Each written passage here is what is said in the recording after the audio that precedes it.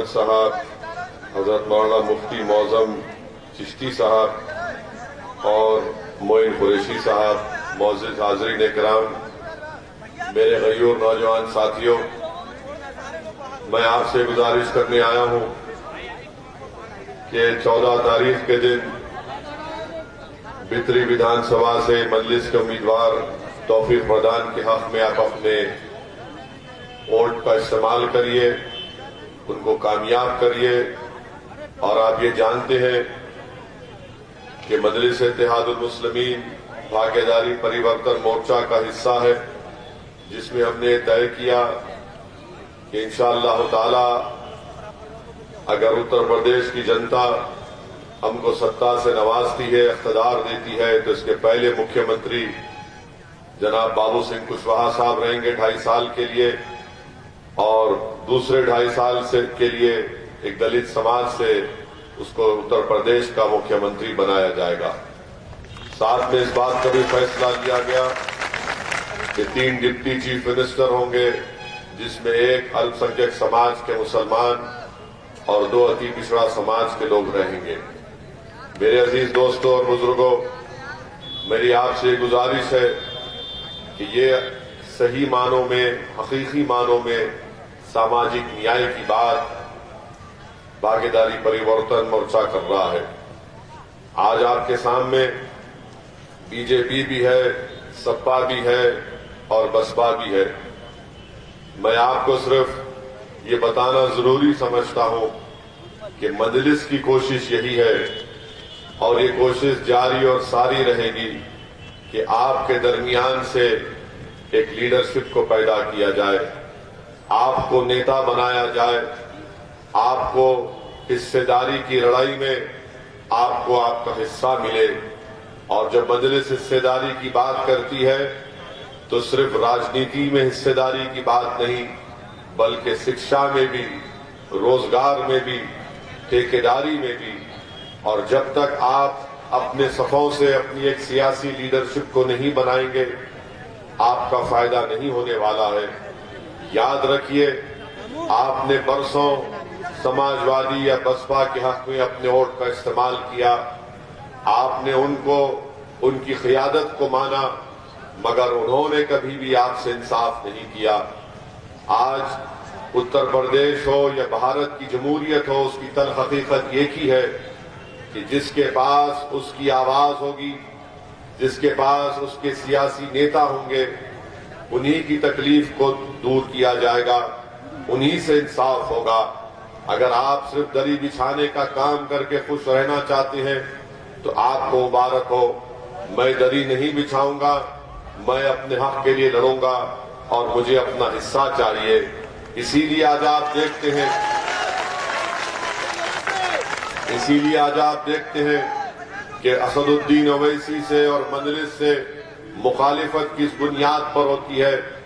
मजलिस से मुखालिफत इस बुनियाद पर होती है कि हम सच्चाई को, चाहे पार्लियामेंट हो, संसद हो, या फिर महाराष्ट्र की विधानसभा हो, या तेलंगाना की, या फिर बिहार की विधानसभा हो, जहां पर हमारे विधायक हैं, तो इनको ये अच्छा नहीं लगता कि मजलिस साफ और खुले अल्फाज में मजलूम अवाम के इंसाफ के हक का उनका मुतालबा करती है।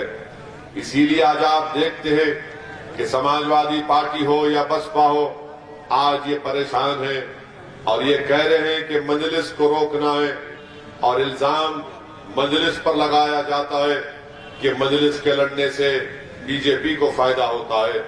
अभी हम मीडिया के लोग हमसे बात कर रहे थे, हमसे पूछ रहे थे कि अखिलेश यादव ने कहा कि उन्होंने मुसलमानों के लिए बहुत काम किया, पूरे मुसलमान उनके साथ हैं। तो हमने मीडिया को कहा कि अखिलेश यादव ने यकीनन इतना बड़ा काम किया कि उन्हीं की एक सहयोगी पार्टी के लीडर ने मीडिया से कहा कि अखिलेश यादव ने अपने ही पार्टी के 45% मुस्लिम नेताओं का टिकट काट दिया। ये अखिलेश यादव ने काम किया।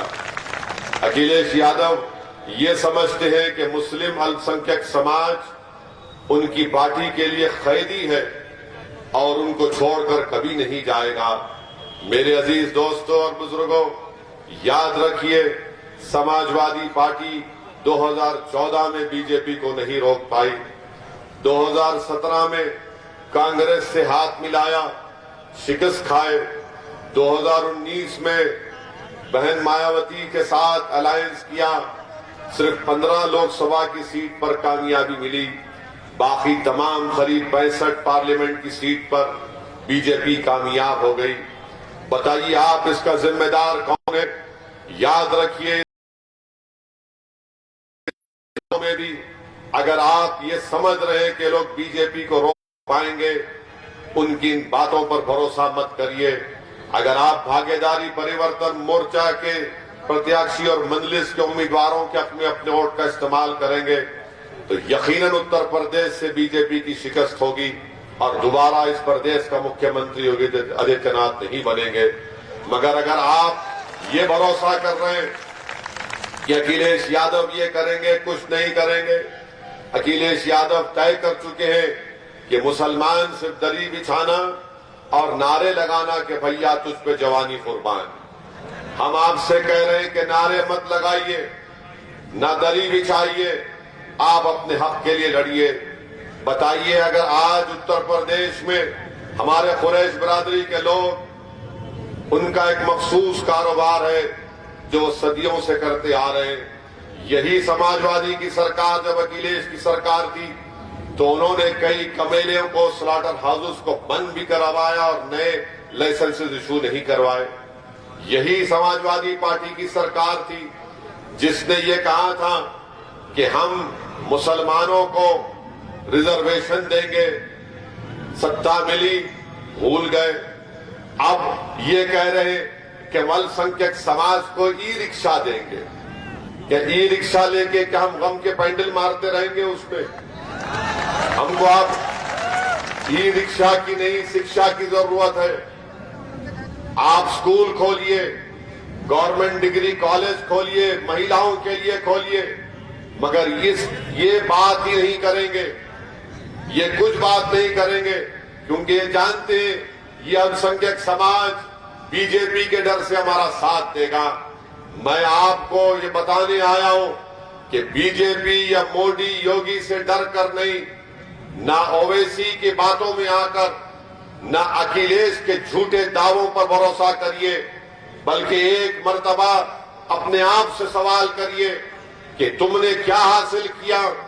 आपने बरसों इन लोगों का साथ किया, नाइंसाफी आपको मिली, फसादात मिले, मुजफ्फरनगर का फसाद मिला, बच्चों के लिए शिक्षा नहीं मिली, नौजवानों को रोजगार नहीं मिला, तो जेल की सलाखों में उनकी जवानी को सड़ा कर रख दिया गया।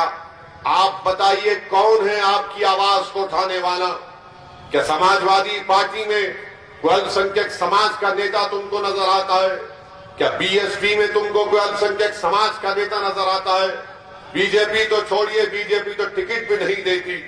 मगर आपको ये फैसला करना है कि कौन आपका हमदर्द है, कौन आपका दुश्मन है, कौन आपका रहबर है, कौन आपका रहजन है। किसने आपको डरा डरा कर वोट तो हासिल किया?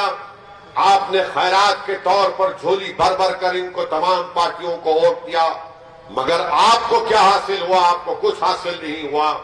इसीलिए मैं आपसे कह रहा हूं कि अखिलेश यादव सिर्फ मुसलमानों को डरा कर वोट हासिल करना चाहते हैं। अखिलेश यादव या समाजवादी पार्टी कभी भी उन्होंने कुछ नहीं किया अल्पसंख्यक समाज के अपलिफ्टमेंट के लिए, उनका हिस्सा दिलाने के लिए, क्योंकि जानते हैं कि बीजेपी का डर दिखाओ तो मुल्ला जी दौड़ते हमारे घर पे आ जाएंगे।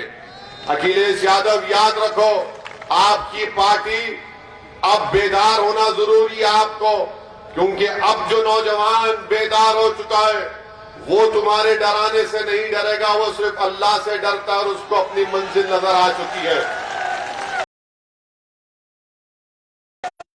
अब आपके बातों का कोई असर करने वाला नहीं है।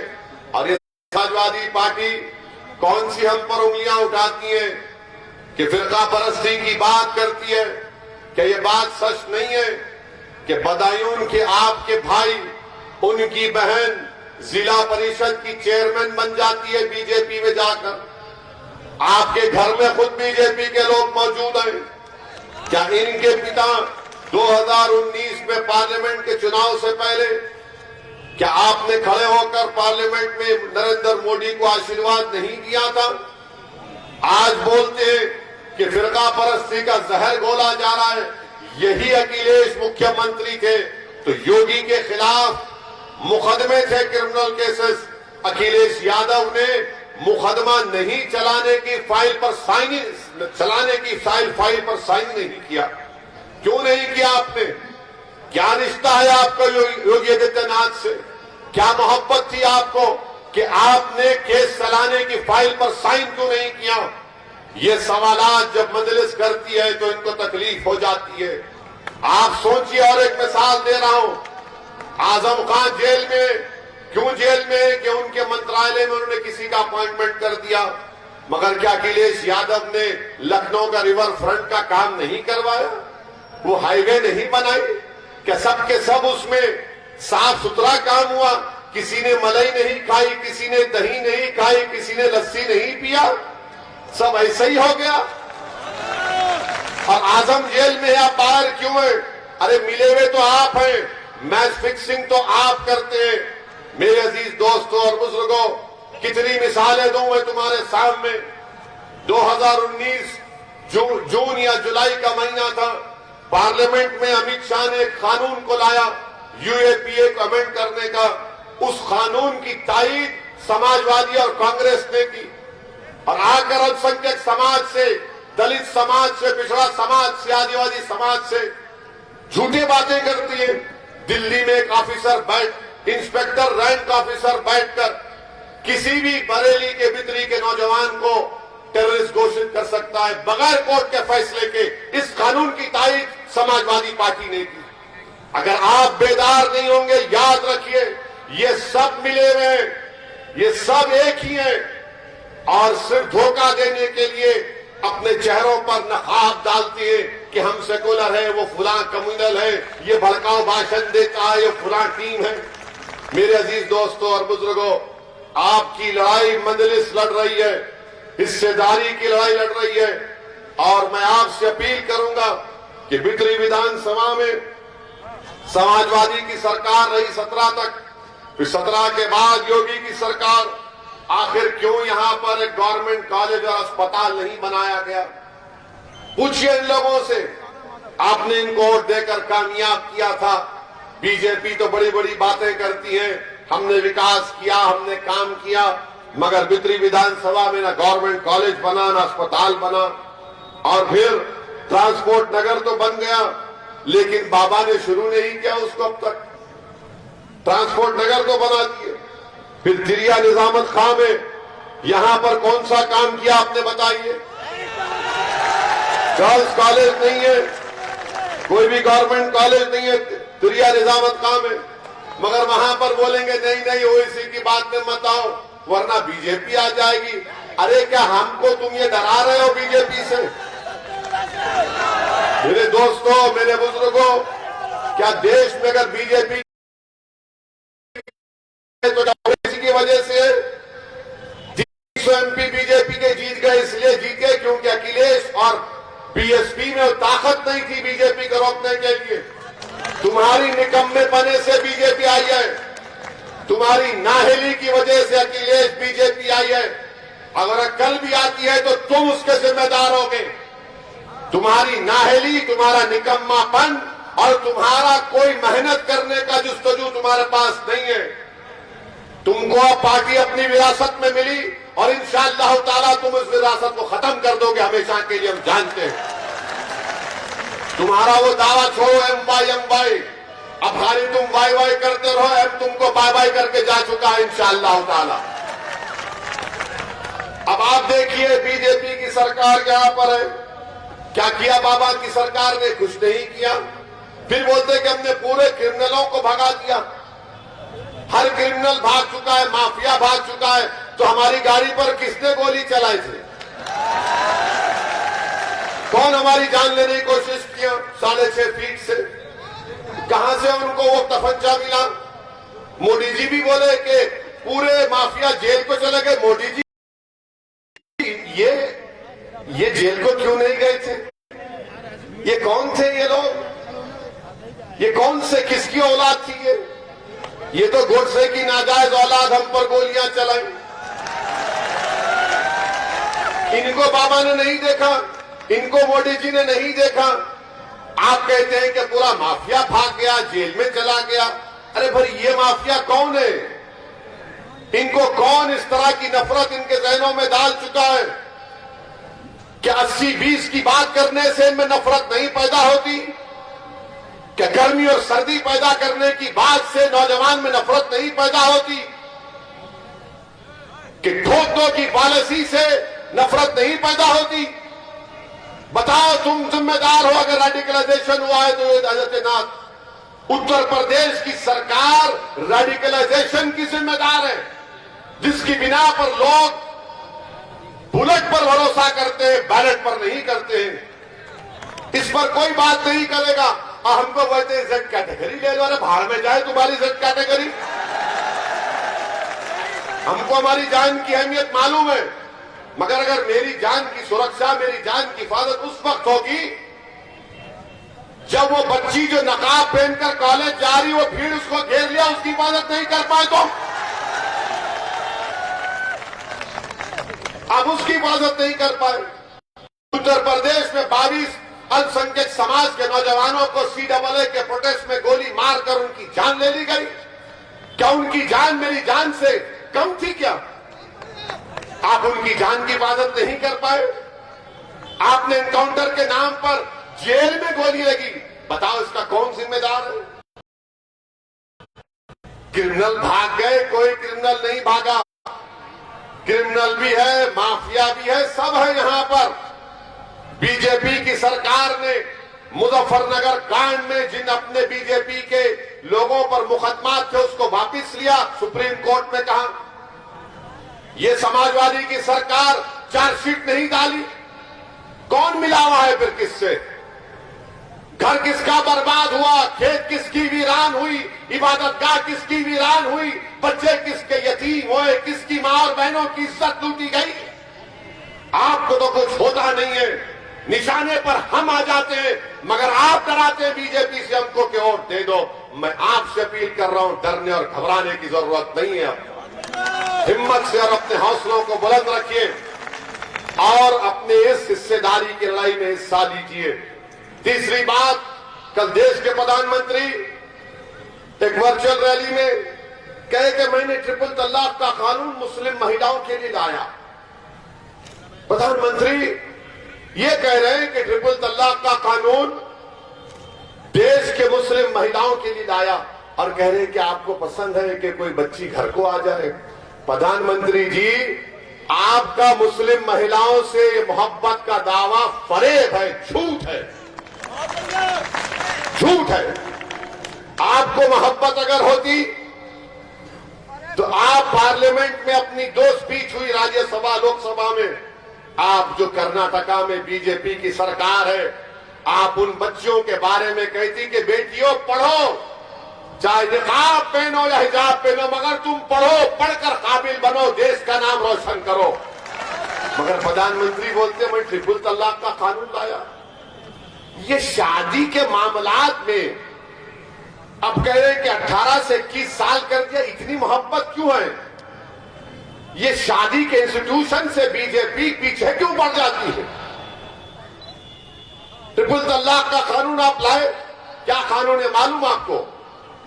वो कानून ये कहता है कि अगर कोई मर्द या शौहर जो बदमाश किस्म का होता है वही ट्रिपल तलाक देता, ट्रिपल तलाक दे देगा तो कानून मोदी जी का ये बोल रहा है कि शादी नहीं टूटती मगर केस बुक होगा और जेल को जाएगा। अब जेल को चला गया, कोर्ट ने उसको सजा दे दी 2 साल की, तो शादी नहीं टूटेगी। हमारी बहन 2 साल तक उस बेवकूफ का गधे का इंतजार करेगी। वो जेल से जब निकलेगा तो मोदी जी कह रहे हैं कि मेरी बहन तेरी शादी भी नहीं टूटी, और जब वो जेल से निकलेगा तो तू जेल के सामने चले जा, सीतापुर की जेल के सामने चले जा, और बैंड बाजे के साथ जा, और जब तेरा वो निकम्मा गधा निकलेगा तो उसको गाने से इस्तकबाल करना कि बहाओ फूल बरसाओ मेरा महबूब आया। ये करें, ये कानून है, ठहरो, जिंदाबाद के मार रहे, ये कानून बना दिया।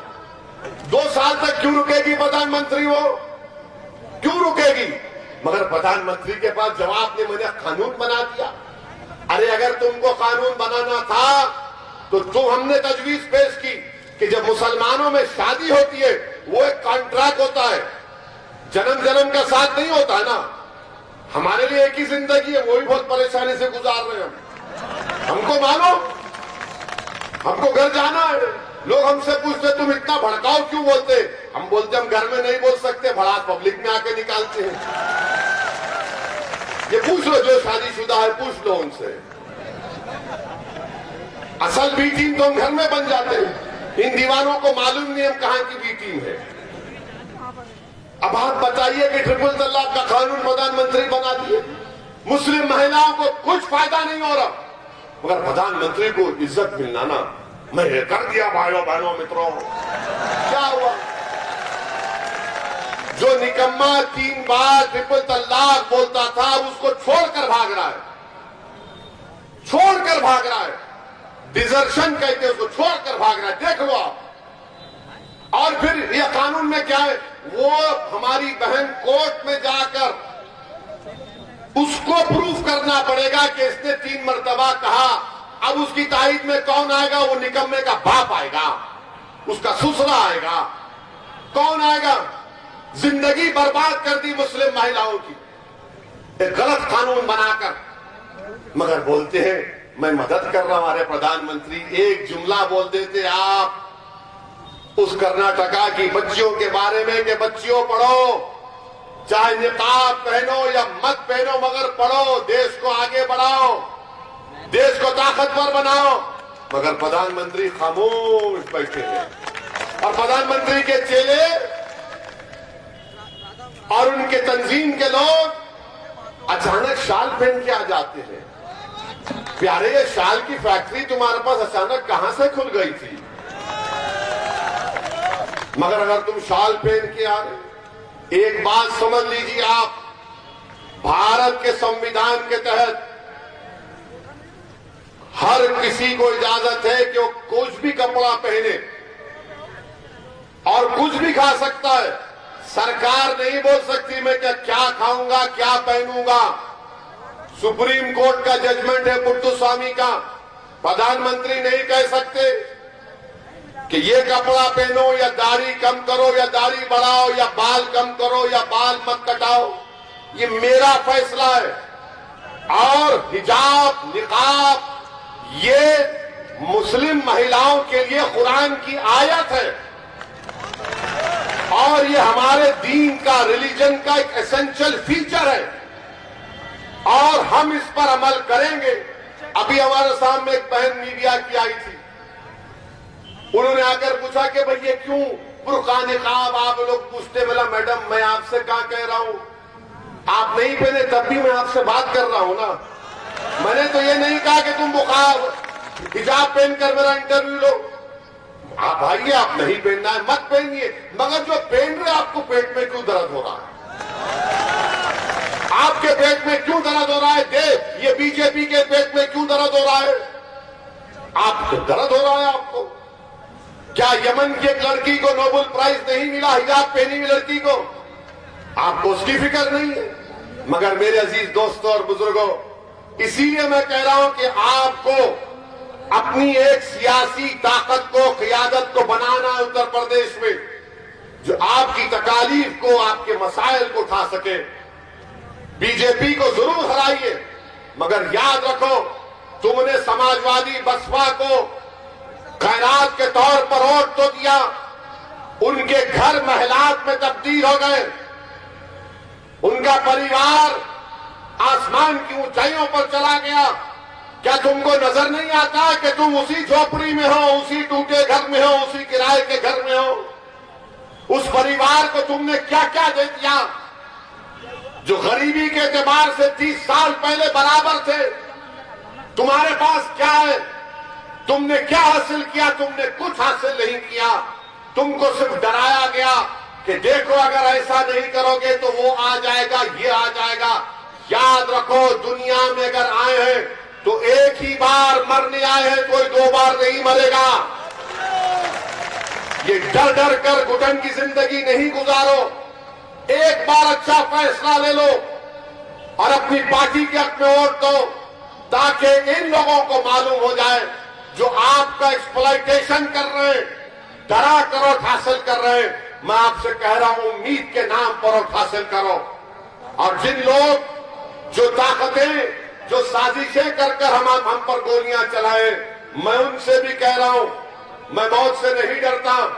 तुम एक नहीं फिर से चलाओ। अगर अल्लाह नहीं चाहेगा तो बचूंगा, अगर अल्लाह चाहा तो जाऊंगा, मगर जब तक रब्बे करीम जिंदा रखेगा, मैं तुम्हारी ताकत से अपनी जबान को बंद नहीं करूंगा। मैं तुम्हारे गोलियों से अपनी जबान को नहीं बंद करूंगा। मैं सच्चाई को बयान करता आया हूं अल्हम्दुलिल्लाह, और सच्चाई को बयान करता रहूंगा। और पितरी की जनता से, उत्तर प्रदेश की जनता से और उत्तर प्रदेश के अल्पसंख्यक समाज से, अति पिछड़ा समाज से, गरीबों से, मजलूमों से कह रहा हूं, सच्चाई यह है कि आपके वोट की अहमियत नहीं है। आपके वोट की अहमियत उस वक्त पैदा होगी जब आप मजलिस को और भागीदारी परिवर्तन मोर्चा के अपने हक में वोट का इस्तेमाल करें। हम किसी पार्टी के गुलाम नहीं है, ना हम किसी पार्टी के उनके पास जाकर भीख मांगने वाले। आपने अब तक वोट दिया, अब वोट लो अपने आस्ते। और यहां से मजलिस के जो उम्मीदवार हैं, तौफीक प्रधान को यहां से विधायक बनाकर इंशाअल्लाह आप उत्तर प्रदेश की विधानसभा में भिजाइए। मैं माजरत चाहता हूं, मैं और देर ठहर कर बोलना चाह रहा था, मगर यहां से हमको अब संभल जाना है। तो अगर कोई शैतान रास्ते में है तो बाबू आ जाओ, हम संभल जा रहे हैं। सलाम वालेकुम।